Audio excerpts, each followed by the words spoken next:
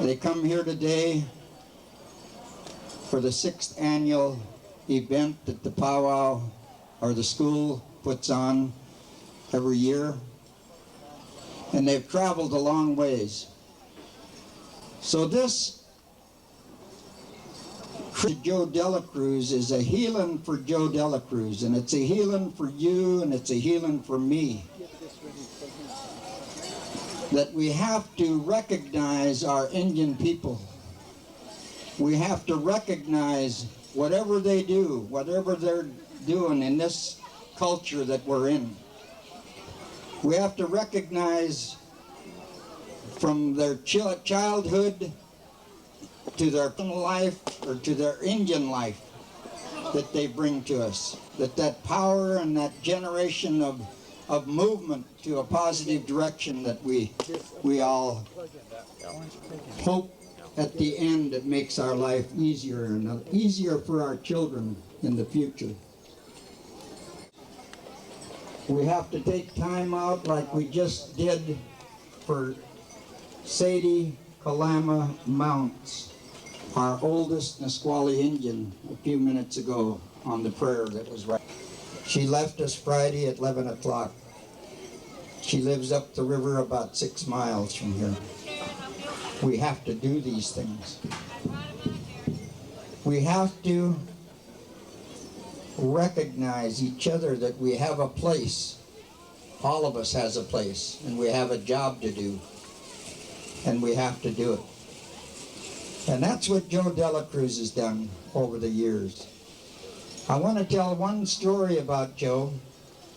And this isn't a bad story, but it's a story that tells us how we get things done. In 1981, Governor Mike Lowry was then Congressman Lowry in the United States Congress in Washington, D.C.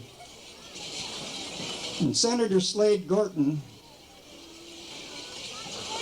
and a guy by the name Congressman Don Bonker in this state started to abrogating our treaty in our state.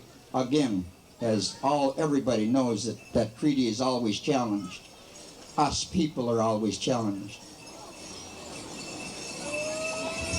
In the big business of this state decided to challenge us in the 9th District of Appeals in San Francisco. And they wrote a list of names in the PI paper, in Seattle PI paper. It had all these people that was going to participate, business community that was going to participate in abrogating us Indian people. And that was good for me, as I had all their names now. I woke up and that made me happy, because now I know who the enemy is. And we can challenge the enemy if we know who they are.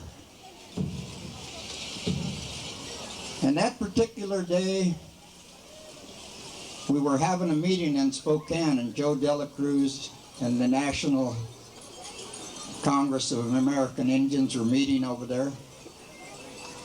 And we went over, and it happened to be on this list was the Seattle First National Bank.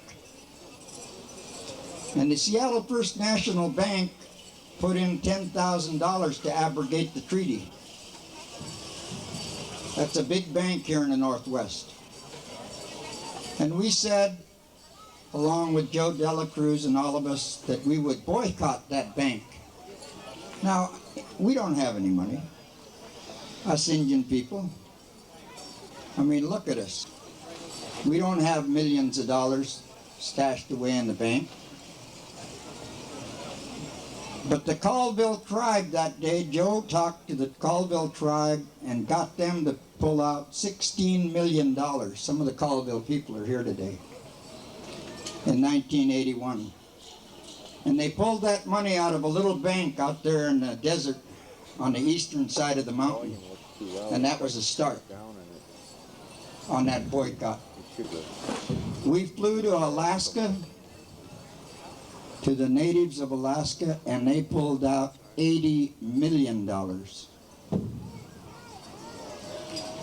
Now, I'm not saying that we brought Seattle First National Bank to their knees, but they called me up and said before I jump out the 17th floor of this C-First building, can you guys all get the leadership and come? We're trying to educate them people, and we take every opportunity to do that.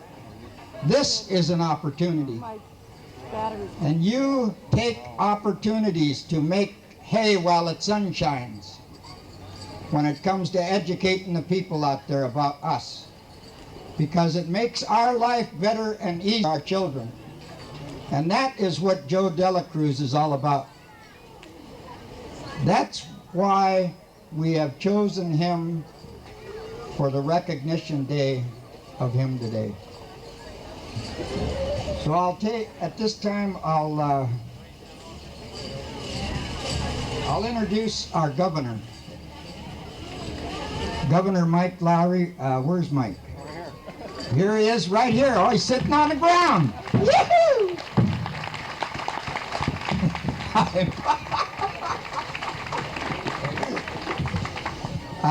I don't have to tell you, we've covered a lot of road together, this guy, our governor in the state of Washington. We've moved a long ways, as I said, from not being able to talk Indian in them treaty days to where we are today, and to where we have a governor come down and recognize all of our people here today.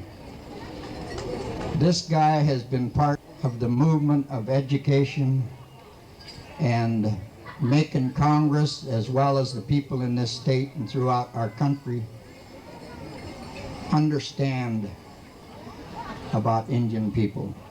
And I'm honored to have you here today. Thank you, Billy.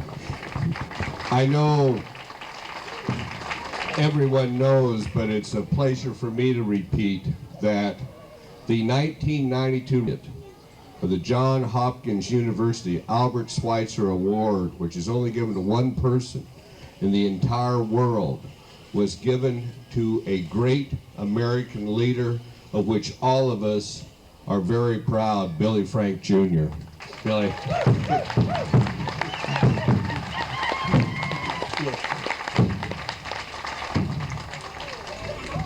And now, allow me to say, as Governor of the state of Washington, welcome to everyone, and thank you for inviting me as Governor of the state of Washington to this powwow. We hold a very special relationship with the tribes and the state of Washington. We call it the government-to-government relationship in the state of Washington. And as your governor, I am very committed to that recognizes the importance of the government relation, the autonomy of the Native American nations, and that the only way by which our state and the federal government and all of us must operate is in recognition of that important relationship. I always find it an honor to come and meet with people who always keep their word. The tradition of the Native Americans, the first Americans, is a tradition that we need to get everyone else to follow in this country, which is your word is your bond, you keep your word, and that's why I have always opposed the unilateral abrogation of treaties, and will always oppose that, and will make sure that we have the correct government-to-government relationships.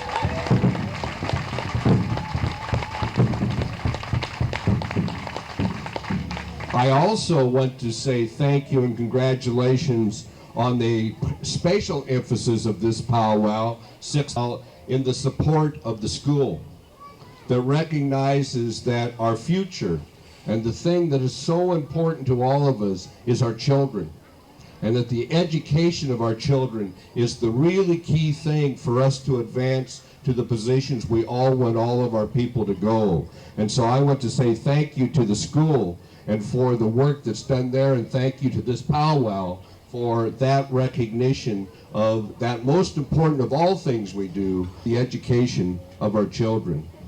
Now, in particular,